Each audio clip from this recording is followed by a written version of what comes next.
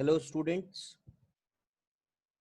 our unit is current electricity, and in that current electricity we are going to study the new topic, that is heating effect of current. Basically current have two effects. One is the heating effect, as we have seen that when any current flows through the appliance get heated. कोई bulb है, कोई bulb अगर जल रहा है बेटा, तो obvious सी बात है वहां पर हमें हीटिंग इफेक्ट देखने को मिलता है। आयरन है तो आयरन में भी हमें हीटिंग इफेक्ट देखने को मिलता है। ये सारी की सारी चीजें जो हमें देखने को मिल रही हैं, that is called heating effect of current. There is one more effect and that effect is called magnetic effect of current. Magnetic effect of current, this is our third unit in class 12th. So today our discussion will be on heating effect of current only. So if somebody asks that how many effects of current are there, so there are two effects of current, that is heating effect and magnetic effect of current. What is heating effect of current? The phenomenon of production of heat in a resistor by the flow of electric current through it is called heating effect of current. What do we mean by resistor over here, beta? Resistor is basically the appliance which we are operating by applying a potential difference across it. मतलब अगर मैंने यहाँ पर ये R resistance लगाया है, तो ये R मेरा बल्ब भी हो सकता है, ये R मेरा टीवी हो सकती है, R मेरा फैन हो सकता है। तो दिस रेजिस्टेंस मींस जो भी आपने अप्लायंस कनेक्ट की है, तो या तो आप अप्लायंस को रजिस्टर भी बोल सकते हैं और नॉर्मली आप अप्लायंस भी बोल सकते हैं। तो हमें जब फिजिक्स में पढ़ते हुए हम हर एक अप्लायंस हमारे लिए क्या है, हर एक अप्लायंस हमारे लिए एक रजिस्टर है। तो किसी भी रजिस्टर में हीट का प्रोडक्शन हो जाना किसकी वजह से? By the flow of current. By the flow of current is called heating effect of current. Obvious सी बात है बेटा, अगर हीट प्रोड्यूस हो रही है तो हीट क्या है? हीट एक एनर्जी है। और अगर मैं यहां पर आपसे एनर्जी की बात करूं तो एनर्जी का फॉर्मूला क्या होता है? एनर्जी का फॉर्मूला होता है power into time. Power into time मतलब हमने पावर क्या पढ़ा था? Power was rate of doing work. Rate of doing work, this was power. तो पावर का हमने फॉर्मूला क्या पढ़ा था? W by T. तो W इज इक्वल टू क्या हो जाएगा? Power into time. यही हमें फॉर्मूला मिलेगा, पावर इनटू टाइम। तो सिंपल सी बात कि अगर मैं यहाँ पर पावर की बात करूं तो सबसे पहले अगर मुझे पावर निकालनी होगी तो पावर इज इक्वल टू क्या होता है? Work done upon time. और यहाँ पर जो हमारा वर्क डन होगा वो इलेक्ट्रोस्टैटिक वर्क डन होगा, और वो वर्क डन का फॉर्मूला क्या होता था बेटा? Q into V upon T. यानी कि power is equal to Q by T का मतलब I हो जाएगा, यानी कि P इज इक्वल टू हमें क्या मिल गया बेटा? VI मिल गया। इन द सेम वे अगर मैं V is equal to IR use करूंगा तो V की जगह पर अगर मैंने IR प्लेस कर दिया तो पावर का एक और फॉर्मूला आ गया, IR इंटू I, और ये चीज किसके बराबर आ गई? I स्क्वायर R के बराबर आ गई। This is formula number 1, this is formula number 2 of power. एक और फॉर्मूला हो सकता है कि अगर मैं I is equal to V upon R लिख दूं, I की जगह पर अगर मैंने V अपॉन R लिख दिया तो ऑब्वियस सी बात है P इज इक्वल टू क्या हो जाएगा? ये V into V upon R। So power will be equal to V square upon R. So this is third formula of power. तो सिंपल सी बात, अभी तक पावर हम लोग रेट ऑफ डूइंग वर्क यानी कि वर्क डन अपॉन टाइम पढ़ा करते थे, लेकिन अब इलेक्ट्रिसिटी के टर्म्स में अगर हमसे कोई पावर की बात करेगा तो पावर के हमारे पास तीन फॉर्मूले हैं। कौन कौन से फॉर्मूले हो गए बेटा? Power is equal to V I, power is equal to I square R, and power is equal to V square by R. अब यहीं पर अगर मुझसे हीट एनर्जी की कोई बात करेगा तो हीट एनर्जी क्या हो जाएगी? हीट एनर्जी, इसको मैं अगर रिप्रेजेंट करने की कोशिश करूं तो H से रिप्रेजेंट कर सकते हैं, and this will be equal to power into time. और अगर ये फॉर्मूला पावर इनटू टाइम है तो पावर का मतलब VI हो सकता है इनटू टी। एक तो ये फॉर्मूला, दूसरा फॉर्मूला हो जाएगा I स्क्वायर R, ये भी हमारे पास एक पावर का फॉर्मूला आया था इनटू टी। तीसरा फॉर्मूला क्या हो जाएगा? V square by R into T. तो यहाँ पर हमारे पास हीट के भी कितने फॉर्मूले आ गए? हीट के भी हमारे पास यहाँ पर तीन फॉर्मूले आ गए। तो सिंपल सी बात कि अगर मुझसे कोई पावर की बात करेगा तो power work done upon time, देखो बेटा जो भी डेरिवेशन हमने किया है ये यहाँ पर हमने बिल्कुल बेसिक फॉर्मूले को यूज करके ही किया है कि पावर का बेसिक फॉर्मूला क्या होता है, वर्क डन अपॉन टाइम, और इसी फॉर्मूले के यूज करके हमने डिराइव कर लिया कि पावर इज इक्वल टू हमें क्या मिलेगा, पावर इज इक्वल टू हमें वी आई मिलेगा, फिर हमें आई स्क्वायर आर मिलेगा, फिर वी स्क्वायर बाई आर मिलेगा। ये हमने ओम्स लॉ की हेल्प से डिराइव कर लिया। तो यहीं पर इन तीनों फॉर्मूलों को देखते हुए जूल्स ने, एक साइंटिस्ट है जूल्स, जिन्होंने क्या काम किया, अपना एक लॉ दिया। तो जूल्स लॉ ऑफ हीटिंग, और इन्होंने क्या बोला, इन तीनों फॉर्मूलों को देखकर, एक दो तीन फॉर्मूले मिले बेटा हमें यहाँ पर, इन तीनों फॉर्मूलों को देखकर उन्होंने क्या बोला कि जो भी आपकी हीट होगी, फर्स्ट पॉइंट, जो भी आपकी हीट होगी, this heat will be directly proportional to the square of the current flowing in the circuit. second इन्होंने क्या बताया कि जो भी आपकी हीट होगी that will be directly proportional to the resistance for a given current, for a given current. तीसरी चीज इन्होंने, ये जो आई स्क्वायर मिला है ये किसके लिए मिला है, for a given register, for a given register. क्योंकि गिवन रजिस्टर की बात क्यों हो रही है, सिंपल सी बात बेटा, time is not going to change. अगर हमने h को आई स्क्वायर के डायरेक्टली प्रोपोर्शनल बोला है तो ऑब्वियस सी बात है r को भी कांस्टेंट होना पड़ेगा, तो मतलब जो भी हमें रजिस्टर गिवन होगा उसके अकॉर्डिंग h जो होगा वो क्या होगा, directly proportional to I square होगा। अगर h हमने बोला डायरेक्टली प्रोपोर्शनल टू r, तो ऑब्वियस सी बात है करंट को हमें कांस्टेंट रखना पड़ेगा, टाइम तो हमारा कांस्टेंट है ही, तो यहाँ पर h हमें क्या मिलेगा, डायरेक्टली प्रोपोर्शनल टू r मिलेगा।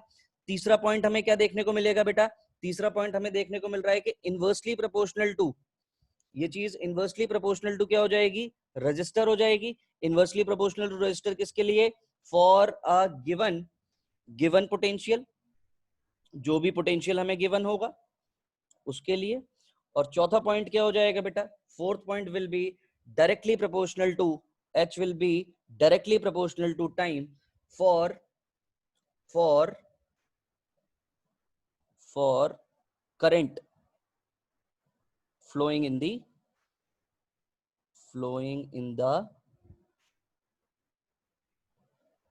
flowing through the resistor, flowing through the resistor।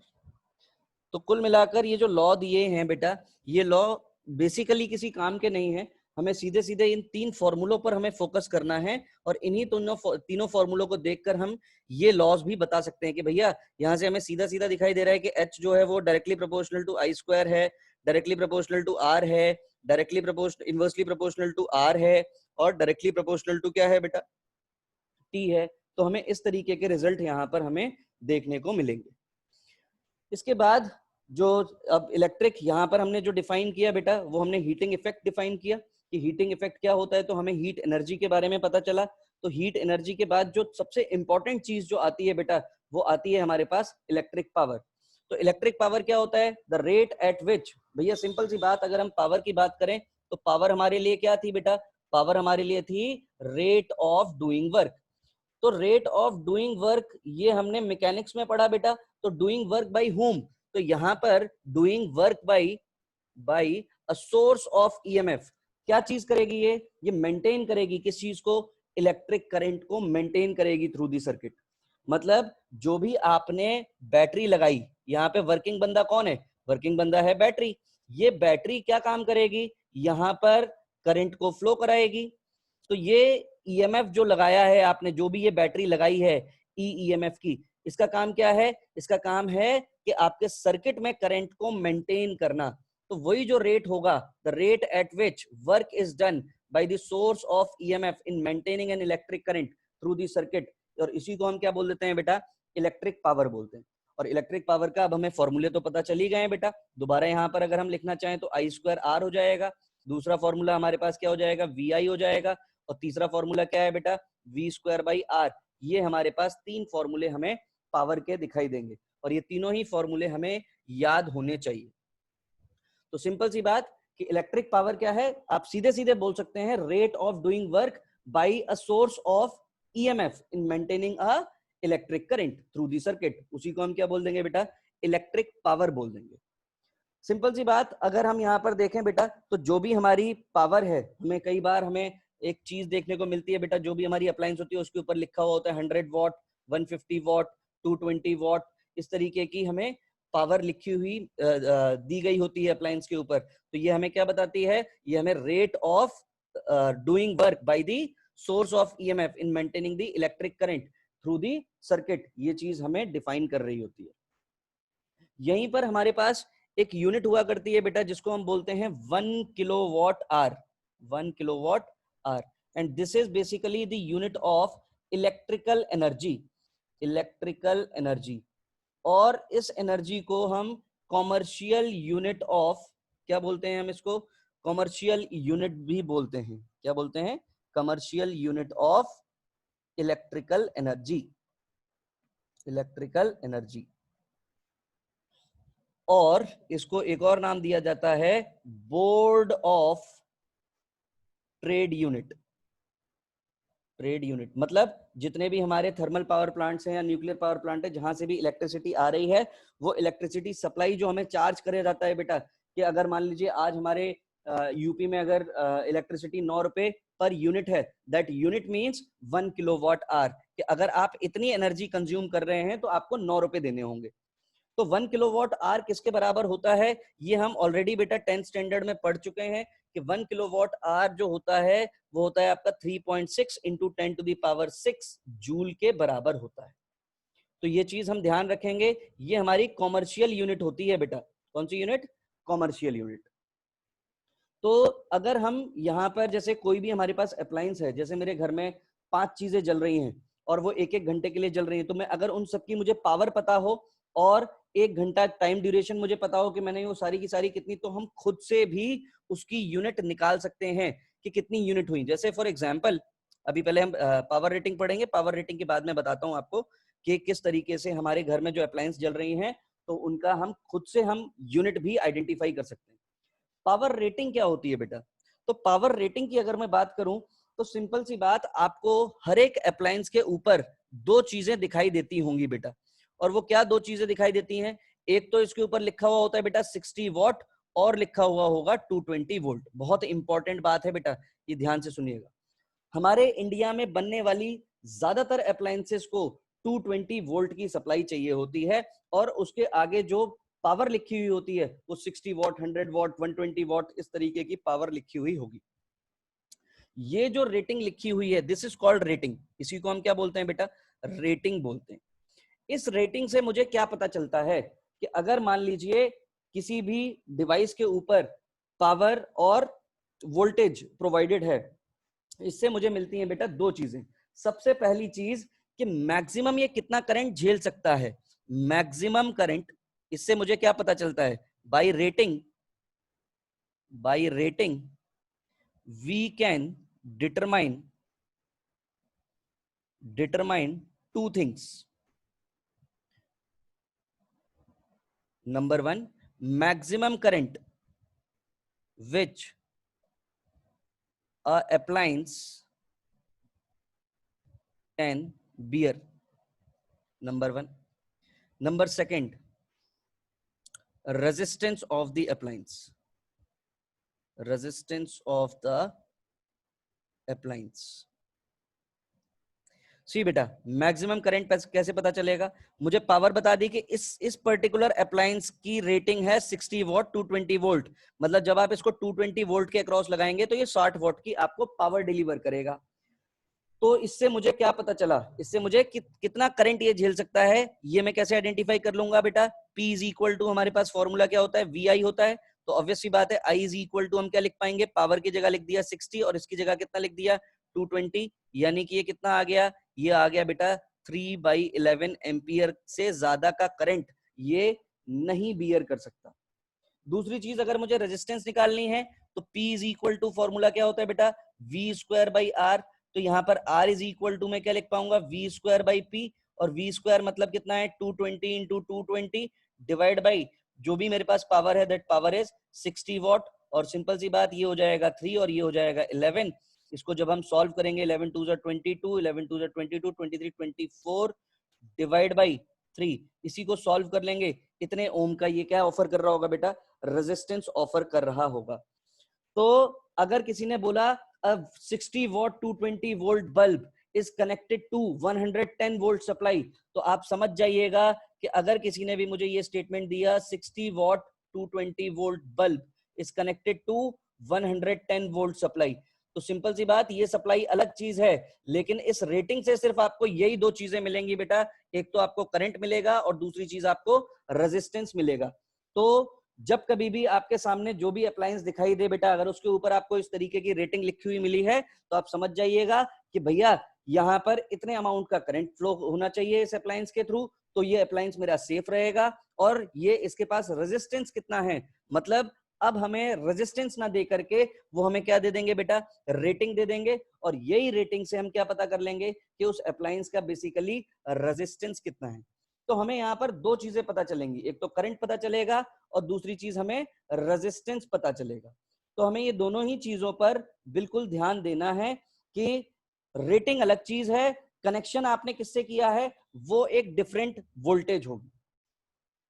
ठीक, अब अगर हम यहां पर बात करें कि अगर मान लीजिए मेरे घर में 3 अप्लायंसेस जल रही हैं, घर में कनेक्शन कैसे होते हैं बेटा, पैरेलल कनेक्शन होते हैं, और पैरेलल कनेक्शन वो होते ही इसलिए हैं कि हर एक को वोल्टेज क्या मिले, वोल्टेज सेम मिले।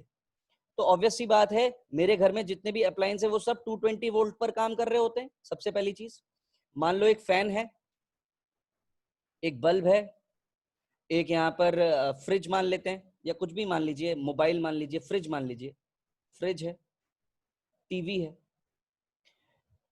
ये जो फैन है ये सपोज 60 वॉट का है, बल्ब जो है ये सपोज 20 वॉट का है, फ्रिज जो है ये सपोज 200 या 300 वॉट का है फॉर एग्जांपल, ये टीवी जो है वो 100 वॉट की है।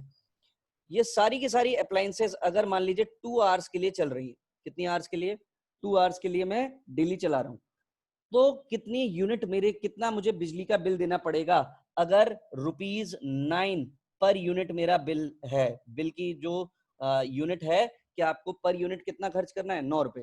तो सिंपल सी बात बेटा देखो, 60 है, ये पावर ही तो है, 60 इंटू 2 कितना हो गया, ये 120, 20 इंटू 2 ये कितना हो गया बेटा 40, फ्रिज है तो 300 इंटू 2 और ये कितना हो गया बेटा 600, और उसके बाद टीवी है यानी कि 100 इंटू 2 और ये कितना हो गया बेटा 800, सॉरी 200, तो 2 6 8 9 और ये कितना आ गया 960 वॉट।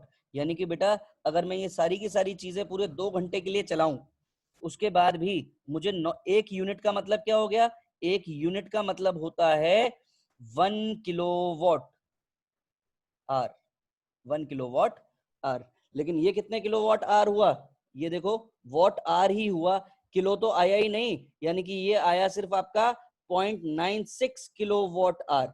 तो ये तो अभी 1 यूनिट भी नहीं हुआ, मतलब 9 रुपए से कम का बिल आएगा आपका।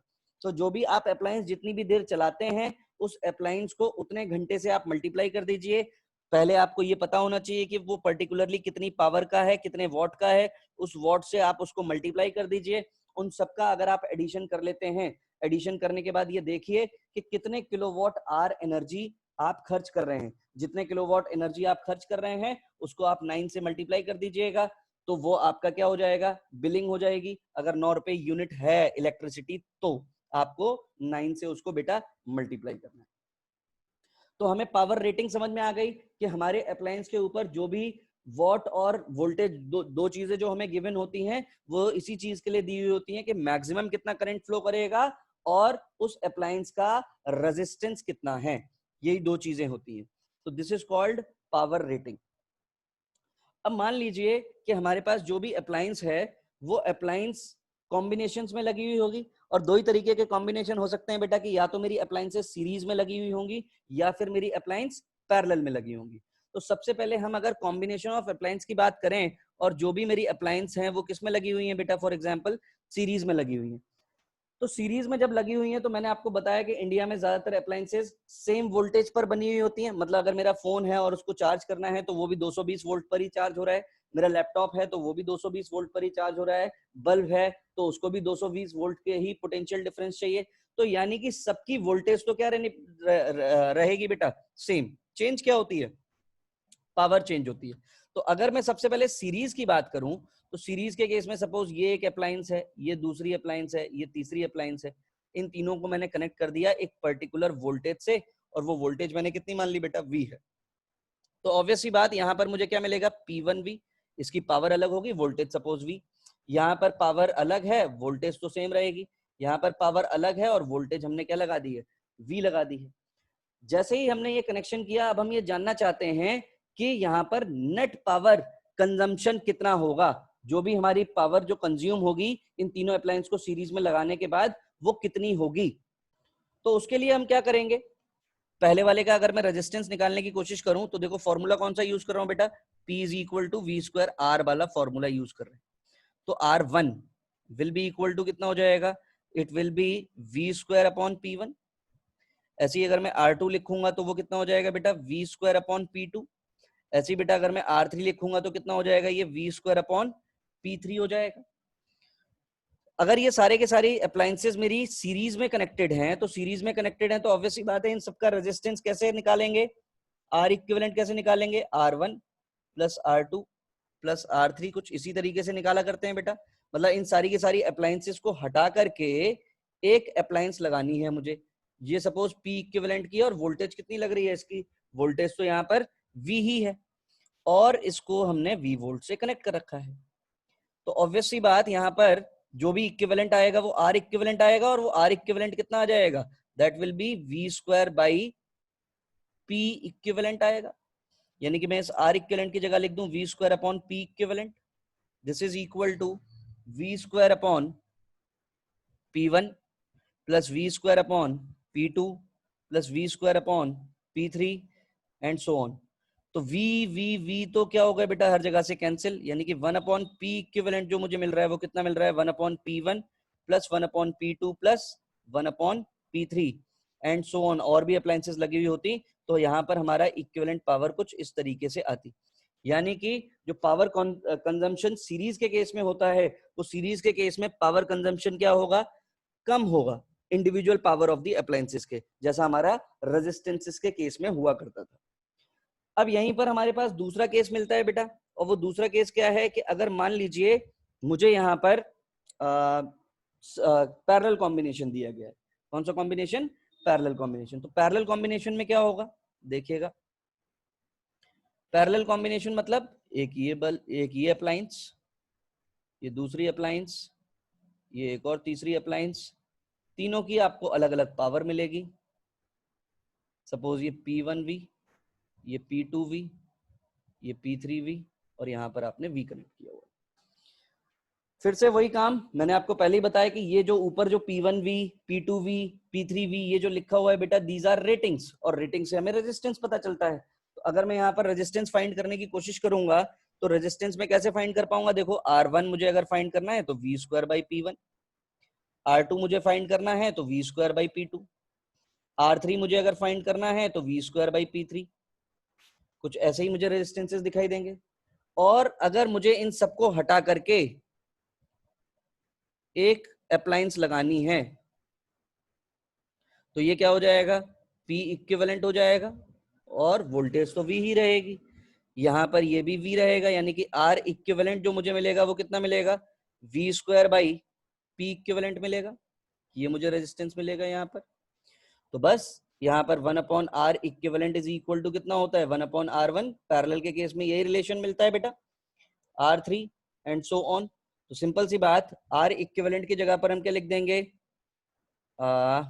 P equivalent by V square, this is equal to P1 by V square, P2 by V square, P3 by V square and so on. ऐसे ही मिलेगा देखने को। तो यहाँ पर हम हर जगह से V कॉमन ले लेंगे तो P इक्विवेलेंट मुझे कितना मिल जाएगा, this will B P1 plus P2 plus P3 and so on. यानी कि यहाँ पर जो पावर कंजम्पशन होगा वो पावर कंजम्पशन इंडिविजुअल पावर जो भी खर्च हो रही है उन सबका क्या मिलेगा बेटा, आपको एडिशन मिल जाएगा। तो ये था हमारे पास पावर रिलेटेड कहानी बेटा, कि अगर मान लीजिए सीरीज में हमारी अप्लायंसेस कनेक्टेड हैं, अप्लायंसेस मतलब कि हर एक की वोल्टेज हमने यहाँ पर फिक्स रखी है बेटा। ये स्पेशल केस है कि भैया हम रेटिंग में V की वैल्यू हर जगह पर क्या रख रहे हैं, सेम रख रहे हैं, कि भैया हमारे पास जो भी इंडिया में अप्लायंस मैन्युफैक्चर होती है बेटा वो सब 220 वोल्ट पर होती है भाई। घर में जो सप्लाई आती है वो 220 वोल्ट की आती है और हर एक अप्लायंस मेरी उसी 220 वोल्ट पर काम करती है। इसलिए हमने रेटिंग, जब भी हम कोई भी अप्लायंस खरीदने जाते हैं उसके ऊपर हमें रेटिंग जो लिखी हुई होती है उस पर पावर तो सबकी अलग अलग होती है लेकिन वोल्टेज हमें क्या मिल रही होती है बेटा, हर एक की 220 220 220। आप कोई भी अप्लायंस उठाकर देखिएगा बेटा, हर एक अप्लायंस की वोल्टेज जो होगी वो 220 लिखी होगी, चाहे भले ही वो आपका घर में सबसे ज्यादा पावर कंज्यूम करने वाली चीज अगर कोई होती है तो वो एसी होती है। आप एसी के ऊपर भी देखिएगा तो उसके ऊपर भी जो आपको रेटिंग दिखेगी बेटा वो 220 वोल्ट ही दिखाई देगी। तो यहाँ पर हमने जो भी न्यूमेरिकल बनाते टाइम पर तो इन चीजों को क्या किया जा सकता है, चेंज भी किया जा सकता है, लेकिन अभी हमने यहाँ पर पावर कंजम्पशन अपने होम अप्लायंसेस के अकॉर्डिंग चेक किया है कि भैया हमारे पास जो भी अप्लायंसेस होंगी उन सारी की सारी अप्लायंस के ऊपर जो रेटिंग लिखी गई होगी वो सब एक ही पोटेंशियल पर बनी हुई है। तो उसके अकॉर्डिंग मुझे यहाँ पर जो पावर कंजम्पशन मिलेगा वो सीरीज में कम मिल रहा होता है बेटा। जो एक इंडिविजुअल जो कंज्यूम करेगा उससे भी कम मुझे पावर कंज्यूम करके देगा सीरीज के केस में। और पैरेलल के केस में जितनी भी पावर कंज्यूम हो रही है P1 P2 P3 जो भी पावर कंज्यूम हो रही है उन सबका हमें क्या देखने को मिलेगा बेटा, एडिशन देखने को मिलेगा। यहीं पर अगर हम अब आगे चलें थोड़ा सा तो अब हम बात करेंगे efficiency of a source of EMF. तो ईएमएफ, सोर्स ऑफ ईएमएफ मतलब कि अगर मान लीजिए मेरे पास कोई भी एक अप्लायंस है। एफिशिएंसी का क्या मतलब है, सबसे पहली चीज एफिशिएंसी का मतलब होता है eta is equal to output power upon input power.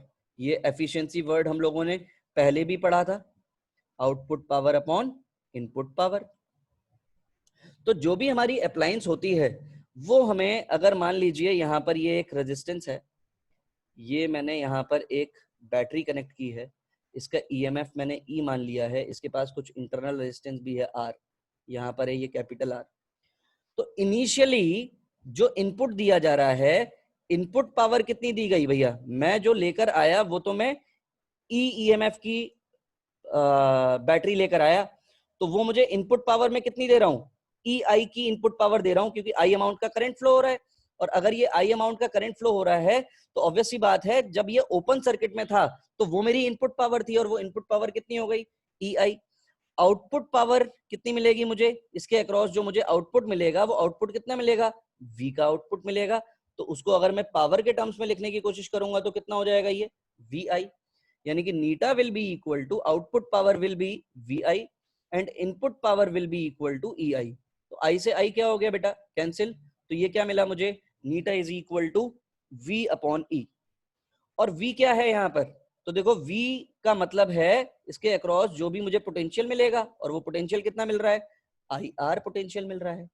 EMF की बात करेंगे तो किरचॉफ्स लॉ अप्लाई करो, तो किरचॉफ्स लॉ अगर मैं यहाँ पर अप्लाई करता हूं तो E इज इक्वल टू मुझे कितना मिलेगा, आई आर प्लस आर मिलेगा किरचॉफ्स लॉ अप्लाई करने पर। यानी कि E की जगह पर मैंने कितना लिख दिया, आर प्लस आर। तो आई से आई क्या हो गया, कैंसिल। तो नीटा इज इक्वल टू कितना आ गया, R upon R plus r. तो ये है एफिशिएंसी निकालने का तरीका। तो ये यहाँ पर हमने बिल्कुल प्रैक्टिकल सेल लिया था बेटा। अगर कोई इंटरनल रेजिस्टेंस नहीं होगा तो एफिशिएंसी हमें कितनी मिल रही होगी, 100% मिल रही होगी, क्योंकि आर की वैल्यू आप कितनी रखेंगे, 0 for ideal cell, r will be 0। R की वैल्यू अगर 0 हो गई तो एफिशिएंसी कितनी हो जाएगी, आर अपॉन आर प्लस 0, यानी कि 1 इंटू 100 होती है, यानी कि ये हो गई 100%, जो कि पॉसिबल इम्पॉसिबल, कोई भी अप्लायंस 100% एफिशिएंसी नहीं दे सकती। ये हम 11th स्टैंडर्ड से पढ़ते हुए आ रहे हैं कि कोई भी अप्लायंस होगी वो 100% एफिशिएंसी नहीं देगी। तो हमने यहाँ पर एक इंटरनल रेजिस्टेंस इसका अज्यूम किया कि ये कुछ ना कुछ जो हमारा सेल है ये कुछ ना कुछ हमें इंटरनल रेजिस्टेंस ऑफर कर रहा होगा, और वही अगर हम इंटरनल रेजिस्टेंस की बात करें तो यहाँ पर अब हमें एफिशिएंसी जो मिल रही है वो एफिशिएंसी कितनी मिल रही है, R upon R plus small r is the efficiency. तो अगर हमसे कोई भी सोर्स की एफिशिएंसी पूछेगा तो आइडियल केस है तो वहां पर तो एफिशिएंसी 100% होगी, लेकिन अगर कोई भी हमसे प्रैक्टिकल एप्लीकेशन की बात करेगा तो हमें उसका इंटरनल रेजिस्टेंस पता होना चाहिए, और internal resistance of the cell हमने पहले पढ़ा ही है बेटा, तो वहां से हम लोग इंटरनल रेजिस्टेंस निकाल सकते हैं। तो नीटा इज इक्वल टू हमें क्या मिल जाएगा, R upon R plus R मिल जाएगा। नेक्स्ट जो हमारे पास है बेटा that is maximum power theorem. Next is maximum power theorem. क्या कहती है बेटा ये थ्योरम, देखिएगा। It states that the output power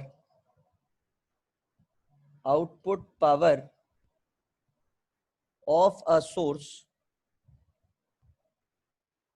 of EMF is maximum when the external resistance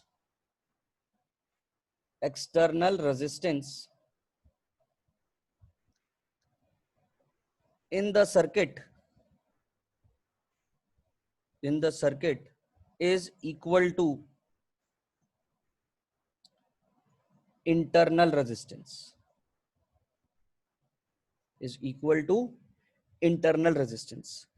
कहने का मतलब ये कि जो भी हमारी आउटपुट पावर हमें मैक्सिमम कब मिलेगी, आउटपुट पावर मैक्स, इसकी क्या कंडीशन है, when R will be equal to R। जब R की वैल्यू किसके बराबर होगी, R, मतलब जो भी हमारा एक्सटर्नल रेजिस्टेंस लगा हुआ है, ये मेरी बैटरी, यहाँ पर मेरा एक इंटरनल रेजिस्टेंस, और ये मैंने क्या किया, एक लोड रेजिस्टेंस कनेक्ट किया बेटा R, this is small r, ये हमारा E है। तो जब R की वैल्यू स्मॉल r के बराबर होगी तो उस केस में हमें आउटपुट पावर क्या मिलेगी, आउटपुट पावर हमें मैक्सिमम मिलेगी। तो देखो आउटपुट पावर हम कैसे निकाल सकते हैं, सिंपल सी बात, अगर मैं यहाँ पर I अमाउंट का करंट फ्लो कराऊं बेटा, तो यही I अमाउंट का करंट फ्लो होगा यहाँ से, और मैंने किरचॉफ्स लॉ लगाया तो E इज इक्वल टू क्या लिख पाऊंगा, आई आर प्लस आर। तो यहां से मुझे I कितना मिल जाएगा, E upon R plus r. अब आउटपुट पावर तो मुझे इसके अक्रॉस मिलेगी, तो इसके अक्रॉस आउटपुट पावर क्या मिलेगी मुझे, आई स्क्वायर आर ही तो मिलेगी बेटा, this will be my output power. तो output power will be equal to I square R. अब इसी को आई की वैल्यू, अब क्या करेंगे, रिप्लेस, क्या करेंगे अब, place I in equation 2, place the value of I in equation 2। तो P आउटपुट ऐसे लिख लें, this is equal to I square R, और I की वैल्यू कितनी है, E square upon R plus r into R, ये हमारी P आउटपुट हो गई, E स्क्वायर आर का इसका भी होल स्क्वायर। अब हमें कंडीशन निकालनी है कि आउटपुट मैक्सिमम हो। तो बेटा मैक्सिमम की कंडीशन निकालने के लिए अभी तो इस रिजल्ट को देखकर मैं कुछ नहीं कर सकता, लेकिन थोड़ी सी अगर मैं यहाँ पर मैथमेटिक्स अप्लाई करूं, और वो देखो कैसी मैथमेटिक्स है कि a प्लस बी का होल स्क्वायर जो फॉर्मूला होता है, क्या मैं इसको a माइनस बी का होल स्क्वायर प्लस 4ab लिख सकता हूं, यही फॉर्मूला पढ़ा है बेटा हम लोगों ने। तो ये फॉर्मूला यहां पर अप्लाई करो, तो ये क्या हो जाएगा, ई स्क्वायर आर अपॉन, इसको हम क्या लिख पाएंगे, आर माइनस आर का होल स्क्वायर प्लस 4r, ऐसे लिखेंगे। तो P आउटपुट मैक्सिमम कब होगा, P output will be maximum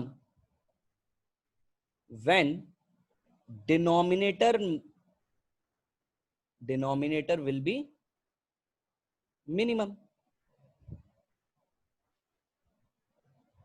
तो डिनोमिनेटर क्या है, r माइनस आर का स्क्वायर प्लस 4r, इसकी वैल्यू मिनिमम कब होगी, it will be minimum when r is equal to क्या होगा बेटा, r, क्योंकि ये होल स्क्वायर है, इसकी वैल्यू नेगेटिव तो होगी नहीं, सबसे छोटी वैल्यू इसकी क्या हो सकती है बेटा, 0, ये नॉन जीरो है, ना ही स्मॉल r हटा सकते हैं हम, ना ही r हटा सकते हैं, तो इसकी वैल्यू हमारी मिनिमम कब हो सकती है, सिर्फ इसी के साथ हम खेल सकते हैं। तो सिंपल सी बात, इसकी वैल्यू मिनिमम क्या हो सकती है बेटा, 0, और वो 0 कब होगी, जब r की वैल्यू क्या होगी, r। So this proves maximum power theorem, कि आपको पी आउटपुट मैक्सिमम तभी मिलेगा जब capital R is equal to क्या होगा, स्मॉल आर होगा। अब जब capital R is equal to small R आ गया तो एफिशिएंसी का फॉर्मूला हमारे पास कुछ आया था, और वो एफिशिएंसी का फॉर्मूला क्या था, आर प्लस आर। तो मैक्सिमम एफिशिएंसी कितनी मिलेगी मुझे, अब देखो भाई मैक्सिमम आउटपुट पता चल गया, तो मैक्सिमम एफिशिएंसी की अगर हम बात करें तो एफिशिएंसी कितनी हो जाएगी, एफिशिएंसी की बात करेंगे तो R upon R plus small r, यही है फॉर्मूला। जरा प्लेस करो तो R upon R plus r लिख सकते हैं इसको, इंटू 100%, यानी कि ये कितना आ गया, देखो 1/2 इंटू 100%, यानी कि ये कितना आ गया 50%। मतलब हमें जो भी एफिशिएंसी, जो भी अप्लायंस मैक्सिमम पावर डिलीवर कर रही होगी उसकी एफिशिएंसी कितनी होगी बेटा, उसकी एफिशिएंसी सिर्फ और सिर्फ 50% ही होगी। मतलब source delivers maximum power, source maximum power कब डिलीवर करेगा, यहां पर हम इसको लिख सकते हैं, source delivers maximum power when, delivers maximum power when R is equal to क्या है, स्मॉल आर है। और जब R is equal to small R है, in that case efficiency is 50%, efficiency will be 50%। तो बेटा ये एक नंबर में ये क्वेश्चन आ सकता है कि जब मैक्सिमम पावर डिलीवर कर रही होगी कोई भी हमारा सोर्स, तो उस केस में उस टाइम पर हमें एफिशिएंसी कितनी मिल रही होगी, तो that efficiency will be 50%। It was a very small topic जो कि आपको बहुत ही आसानी से बेटा ये समझ में आ जाएगा। तो हीटिंग इफेक्ट ऑफ करंट में हमारी कहानी बस इतनी सी है। दो इंपॉर्टेंट बातें हैं जो आपको ध्यान रखनी है बेटा, एक पावर रेटिंग वर्ड ध्यान रखना है बेटा। आज आपको एक बहुत अच्छी चीज पता चली कि कोई भी अप्लायंस के ऊपर जब 50 वॉट 220 वोल्ट 100 वॉट 220 वोल्ट लिखा हुआ होता है, इसका मतलब ये है कि वो आपको दो इंफॉर्मेशन दे रहा है। और क्या क्या दो इंफॉर्मेशन दे रहा है, कि मैक्सिमम करंट वो कितना झेल सकता है और उस अप्लायंस का रेजिस्टेंस कितना है। दूसरी इंपॉर्टेंट बात आपको जो पता चली वो ये कि पावर के अब आपके पास इलेक्ट्रिसिटी में अब आपके पास नए फॉर्मूले आ गए, और वो पावर के फॉर्मूले I square R, V square by R, V I, इस तरीके के फॉर्मूले हैं। और इन्हीं को अगर आप टाइम से मल्टीप्लाई कर देते हैं तो वही आपको क्या देंगे बेटा, हीट एनर्जी का फॉर्मूला आपको डिराइव करके दे देंगे। बाकी हमने कॉम्बिनेशन ऑफ अप्लायंसेस को डील करके देखा कि कब हमें कितनी पावर मिलेगी। तो सीरीज के केस में हमें पता चला कि पावर जो है, पावर कंजम्पशन डिक्रीज हो जाता है। पैरेलल के केस में पावर कंजम्पशन इंडिविजुअल पावर्स के सम के बराबर ही आपको मिलता है। मैक्सिमम पावर थ्योरम में हमें पता चला कि अगर हमारे पास सेल जो है वो एक प्रैक्टिकल सेल है जिसके पास इंटरनल रेजिस्टेंस है, तो हमें पता चला मैक्सिमम पावर तभी डिलीवर होती है जब इंटरनल रेजिस्टेंस के बराबर ही आपका एक्सटर्नल रेजिस्टेंस जब होता है, तो उस केस में ही आपको मैक्सिमम पावर मिला करती है। और उसके बाद जो भी अप्लायंस मैक्सिमम पावर डिलीवर कर रही होती है वो आपको 50% एफिशिएंसी देती है। तो इतनी चीजें बेटा आप ध्यान रखिएगा। Thank you so much, God bless you all, stay fit, stay healthy, thank you.